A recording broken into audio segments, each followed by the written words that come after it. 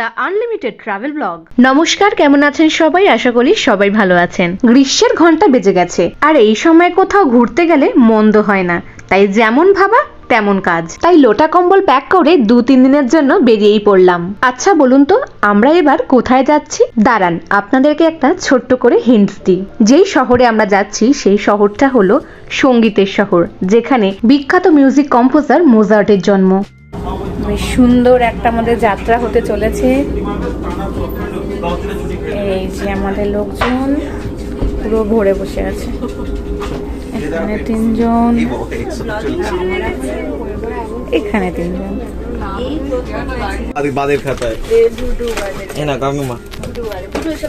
খাওয়া চলছে।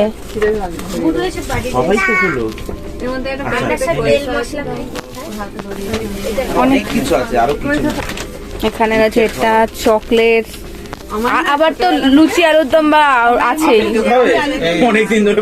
হ্যাঁ, ওই তো আলুর দম এনেছে। তোমার কি পরোটা না লুচি? লুচি।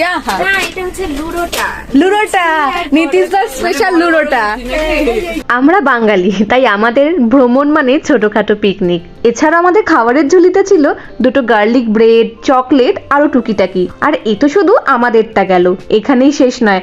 আরো বাদ বাকি যাদের দেখতে পাচ্ছেন তাদের ঝুলি থেকেও কিন্তু প্রচুর প্রচুর খাবার বেরোবে, আর সেটা ব্লগটা দেখলেই বুঝতে পারবেন।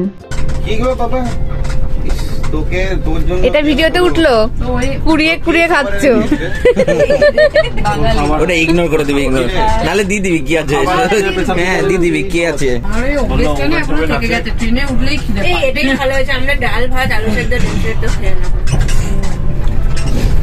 দেখতেই তো পেলেন, শুধুমাত্র ট্রেনে ওঠার দেরি, বসেই একেবারে আমাদের খাওয়া শুরু। কিন্তু যাই বলুন, এইবারের ট্রিপটা হাসি মজায় গল্প ঘোরাঘুরি মিলিয়ে খুব ভালো কেটেছে। সত্যি বলতে কি বলুন তো, কম্প্যাটিবিলিটি ম্যাচ করাটা খুব ইম্পর্টেন্ট। যদি আমার সঙ্গে অন্যান্য গ্রুপের বেশি ভালো ম্যাচ না খায়, তাহলে কিন্তু পুরো ঘোরাটাই মাটি হয়ে যায়। কিন্তু বিশ্বাস করুন, আমি এখনো অবধি যাদের যাদের সঙ্গে ঘুরতে গেছি সবাই এত ভালো, তাদের সঙ্গে ঘুরেও না পুরো মন ভালো হয়ে যায়। যাই হোক, চলুন এখন আমাদের সাথে আপনারাও একটু সাইড সিনারিগুলো উপভোগ করুন। আর এই প্রথম কোনো একটা ট্রিপ যেখানে সাইড সিন দেখানোর সময় গাছপালাগুলো আমাকে বিরক্ত করেনি, কারণ যখনই আমি ছবি তুলতাম সামনে সারাক্ষণ গাছপালাই থাকতো। আমরা এখন রয়েছি চেস্কি বুদোভিক্সে। এখান থেকে আমরা আবার একটা ট্রেন ধরবো, তাই তো? আবার 1 ঘন্টা। আজকে জার্নিটা একটু হেক্টিকই রয়েছে। ঘুম থেকে উঠে চলে যাবে ট্রেনে সাজবে। মানুষ যখন সাজতে পারে না, ভোর 4টের সময় উঠে, তখন কি করে? তখন এই যে প্ল্যাটফর্মে বসে বসে সাজে। আয়নার সাইজটা একটু দেখাও। এই যে আয়নার সাইজ। এই যে বিচ্ছুতি গ্রেট, উনি ওখান থেকে সব বার করে নিজে সাজবে। এই যে সব ফেলে দিয়েছে আবার। মানে আপনারা দেখে রাখুন, যদি কখনো আপনাদের মনে হয় সকাল সকাল বেরিয়েছি সাজতে পারছেন না, এরকম সাদা যায়। ইন্ডিয়া থেকে আনতে পারিনি, ঢাকনা দেখলে চমকে যাবেন। ভাঙা টিফিন বক্স, এটাও দেখিয়ে দিচ্ছি। ভাঙা টিফিন বক্স। যখন 1 ঘন্টা 1.5 ঘন্টা অপেক্ষা করতে হয়, তখন কি করতে হয়? এই যে নেল পালিশ পরতে হয়, নেল পালিশ পরাতে হয়, চুল আসে মেকআপ করতে হয়। ওই যে বাবার কাছে তুই কোন ডাক্তার তুই চলে আমাকে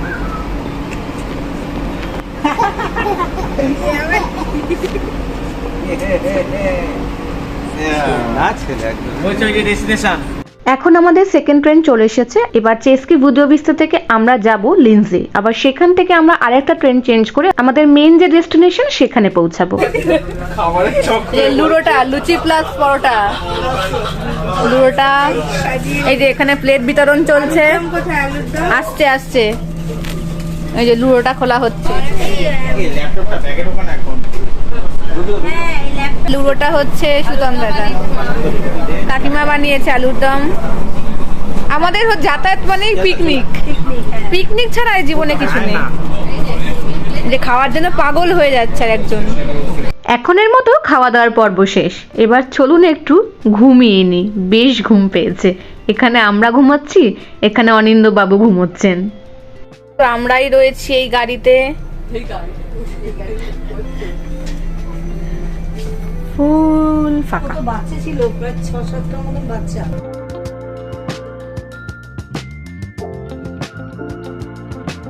কি অপূর্ব সুন্দর না, উপরে তুলোর মতো চাকা চাকা মেঘ, আর নিচে যেই দিকে তাকাবেন সেই দিকেই খালি সবুজ আর সবুজ। আর আরেকটা জিনিস লক্ষ্য করেছেন, এখানকার ঘাসগুলো কিন্তু পুরো একদম সমান লেভেলে কাটা, এর জন্য আরো বেশি সুন্দর লাগে।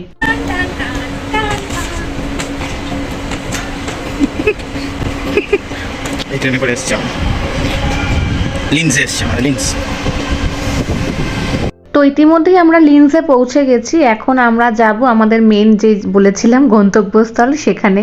আমি জানি না আপনারা এখনো অবধি গেস করতে পারলেন কিনা, কিন্তু অতি শীঘ্রই আমি জানিয়ে দেবো আমরা কোথায় যাচ্ছি। ব্যাস, আর মাত্র একটা ট্রেন, তারপর আর কোনো ব্রেক জার্নি নেই। উফ, খুব টায়ার্ড হয়ে গেছি, বিশ্বাস করুন। দেখো আমরা জায়গা পাইনি, যাযাবরের মতো আমরা দাঁড়িয়ে আছি এখানে। স্টলারের মধ্যে সব ব্যাগ, বসেও আমরা উঠে গেছি। আহা, কেমন লাগছে দাঁড়িয়ে দাঁড়িয়ে যেতে। তাও ওদের দিকে ওখানে পেয়েছে, ওকে রেখে কোশ্চেন নিচ্ছে। এখন কলা পাউটির পিকনিক চলছে। পিকনিকই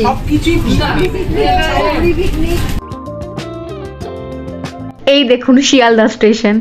না না, শিয়ালদা স্টেশন না, আসলে ওই অনেক দিনের পুরনো ফাঁকা বগিগুলো পড়ে আছে, ওটা দেখে একটু শিয়ালদা স্টেশনের কথা মনে পড়ে গেল।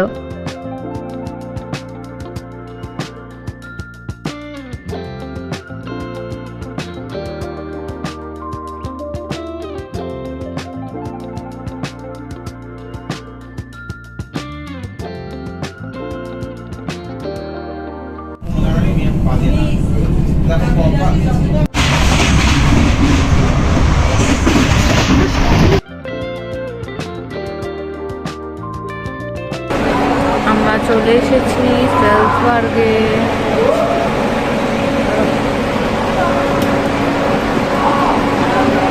এবার নিশ্চয়ই বুঝতেই পারছেন যে আমাদের ভ্রমণের ঠিকানাটা কি। আমরা চলে এসেছি অস্ট্রিয়ার সালজবার্গে।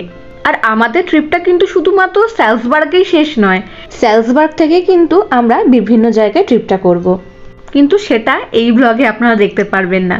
তার জন্য নেক্সট ব্লগটার জন্য আপনাদের একটু হলে ওয়েট করতে হবে। হ্যাঁ, এখানে ট্রামগুলো কি সুন্দর। এটা ট্রাম নয়, এটা পাহাড়। এটা এমনি বাস, এই যে বাস বানাতে আছে, তুই চলেছিস মনে হয় না চলেছিস।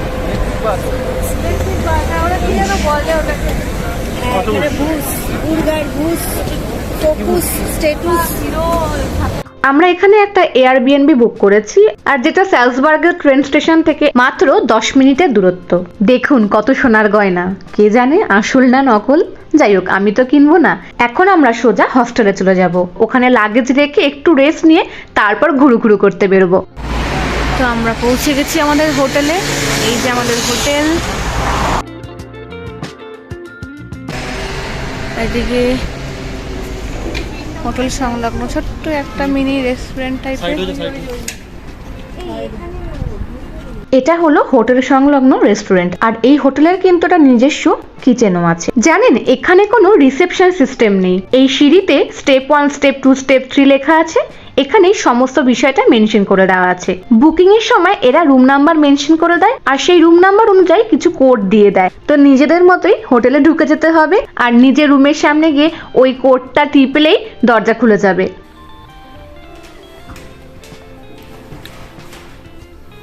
এবার খুলছে সিম সিম গ্যাস। আরে বাস, লাইট জ্বালাই। আয় হাই, তো দারুণ। আমি তো ওপরেই শোবো, কি মজা। না, আমার কিন্তু এই ট্রি হাউস থিমের রুমটা হেভি লেগেছে। আর জানেন খাট নিয়েও আমাদের মধ্যে ঝগড়া লেগে গেছিল। আমি বলছি উপরে শোবো না, ও বলছে আমি উপরে শোবো। আমি বলছি না, 88 কেজি ওজন নিয়ে ওপরে শুতে হবে না, তারপর খাটটা ভেঙে আমার গায়ে পড়বে। রুমটা ছোটখাটোর মধ্যে কিন্তু খুবই ভালো, সবকিছুই অ্যাভেলেবেল রয়েছে। অ্যাটাচ ওয়াশরুমও রয়েছে, কিন্তু এখানে বাথরুমটা কিন্তু কমন, মানে একটা ফ্লোরের একটাই কমন বাথরুম।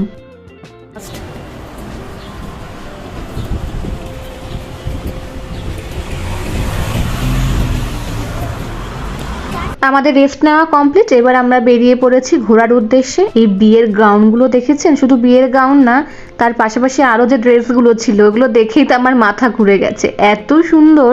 আর এই রাস্তায় প্রচুর খাবার দোকান, এশিয়ান, থাই, পাকিস্তানি, ভারতীয় সব ধরনের খাবারের দোকান ছিল। আর আমি, অদিতিদি আর কাকিমা আর সুতন্দ্রা খালি বলছি ভাত খাবো ভাত খাবো ভাত খাবো, এত ভাত খেতে ইচ্ছা করছিল যে কি বলবো। এখন আমরা যাচ্ছি আবার ট্রেন স্টেশনের দিকে, কারণ ওখান থেকে ট্রেন ধরে আশেপাশে কিছু জায়গা ঘুরতে যাব।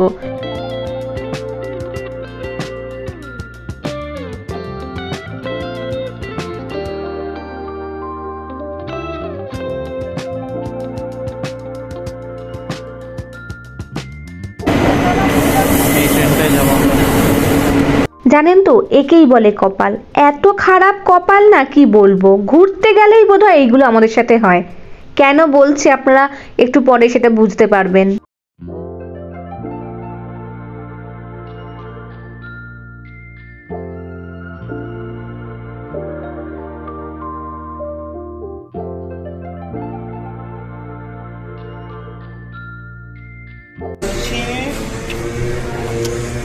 ভুলে গেছি। বেলটা দাও না, বেলটা নিয়ে নিও। আমরা যাচ্ছি গলিঙ্গার ওয়াটারফল। ও আচ্ছা। আমরা যেই ভাবলাম একটু ভালোভাবে ঘুরবো, একটুখানি সাইট সিনগুলো দেখবো, বেশ কিছু প্ল্যানিং ছিল, ব্যাস তখনই কালো করে মেঘ এসে গেল। আমাদের বারবো কি? না, আজকে ইন্ডিয়ান খেয়েছি দুপুরবেলা, একদম তাকাবি না। ওটা ইন্ডিয়ান ছিল। ওটা কি লুচিটা আমার আফ্রিকান ফুড? আর ভাতের সঙ্গে বৃষ্টি পড়ছে তো। এই জন্যই বলছিলাম কপাল খারাপ, এলাম আর বৃষ্টি শুরু হয়ে গেল। আমি এখন অবধি যেই যেই জায়গায় ঘুরতে গেছি প্রত্যেকটা জায়গায় বৃষ্টি পেয়েছি। আমাদের বাচ্চা কাঁদে, না। ওদের কিচ্ছু না, এদের বাচ্চারা ওদের কাঁদে না। কি দারুণ না, শুধু মাঝখান দিয়ে ঘাস উঠেছে, দেখো রাস্তাটা কি দারুণ লাগছে। জায়গায় যদি বাড়ি হতো। ফটো ভালো উঠছে না, উঠছে না, ধোয়া হয়ে সব ভালো উঠবে, ক্যামেরাম্যান থাকলে সব উঠবে। আর আমরা প্রথমে বুঝতেও পারিনি, তাই সবাই ছাতাও আনেনি, মাত্র দুখান ছাতা, আর ঝমঝম করে বৃষ্টিও পড়ছিল। তাই আকাশের এরকম দুরবস্থা দেখে আমাদের যা যা প্ল্যান ছিল সেগুলো ক্যান্সেল করতে হলো। কিন্তু এত দূর এসে খালি হাতে ফিরবো, তাই সামনে যা সিনারি ছিল সেটাই দেখলাম, ব্যাস তারপর আবার হোটেল ব্যাক। কিন্তু যার জন্য এসেছিলাম যে ওয়াটারফল আরো বেশ কিছু দেখার, সেইগুলো আর হলো না। কি জানি আমার সঙ্গে ইন্দ্রদেবতার কি এমন শত্রুতা।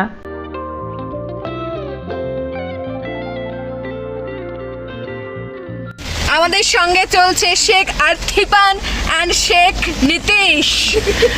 দুজনে কি সুন্দর শেখের মতো সেজেছে। কিরে অতিবার মুখটা দেখা।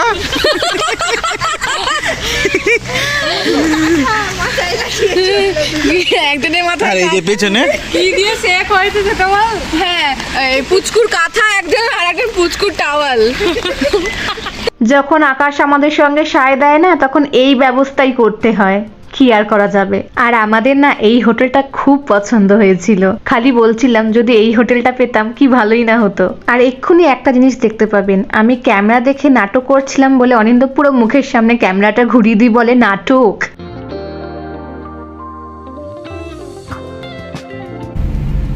ইনি অনেকক্ষণ ধরে ইন্ডিয়ান বলিউড মুভি নিয়ে কিছু একটা বলতে চাইছে, যেটা আমরা বুঝতে পারছি না।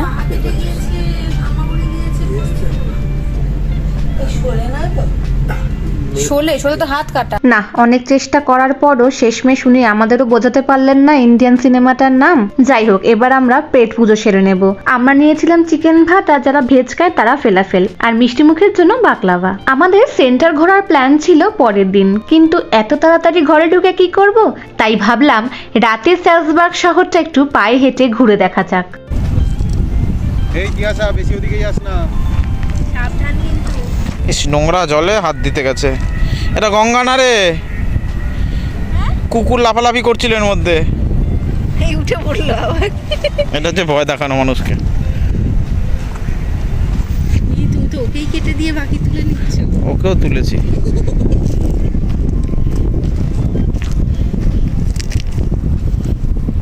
এই আমাদের ভালটা আমার মনে হয় একটু বড়। ওটা করি। আরে বাহ। দাঁড়া, দেখ এটা তো হ্যাঁ, কত দূর যাবে। এই এত স্রোত কি করে রে এই নদীতে? হ্যাঁ, এটা পাহাড়ি নদী না, উমা পাহাড় থেকে নামছে। সালজবার্গ যে এত সুন্দর শহর।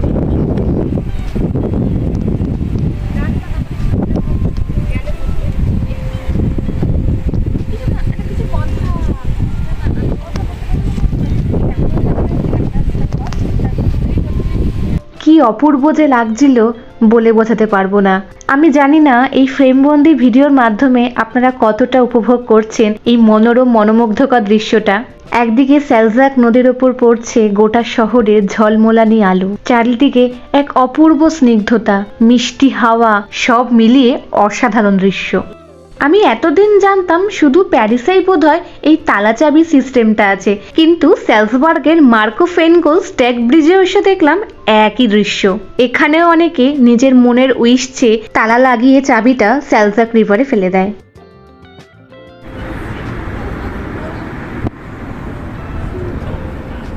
অস্ট্রিয়ার চতুর্থ বৃহত্তম শহর হচ্ছে সালজবার্গ, আর এই শহরটি অস্ট্রিয়ার পশ্চিম দিকে অবস্থিত। আর এই মোজার্টের শহর সালজবার্গের নামকরণ জানেন কোত্থেকে হয়েছে? লবণ থেকে। দেখতে গেলে সালজবার্গের অর্থ হচ্ছে লবণের দুর্গ, কারণ জার্মান ভাষায় সালজ মানে হচ্ছে লবণ আর বার্গ মানে হচ্ছে দুর্গ। আর এই সালজবার্গে প্রচুর লবণের খনি ছিল, আর সেখান থেকেই এই শহরের নামকরণ হয়েছে।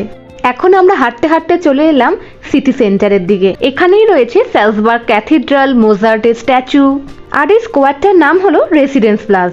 আজকে যেহেতু রাতের শহরটা দেখতে বেরিয়েছি, তাই খুব একটা স্পষ্ট হয়তো আপনাদের কাছে নয়, কিন্তু নেক্সট ব্লগে এই সালজবার্গের সিটি সেন্টার সহ আরো বেশ কিছুটা কিন্তু আপনাদেরকে ঘুরিয়ে দেখাবো। আর এই যে বিখ্যাত কম্পোজার মোজার্টের স্মৃতিসৌধ, এই জায়গাটাকে প্লাজা দা মোজার্ট বা মোজার্ট প্লাজা বলে থাকে।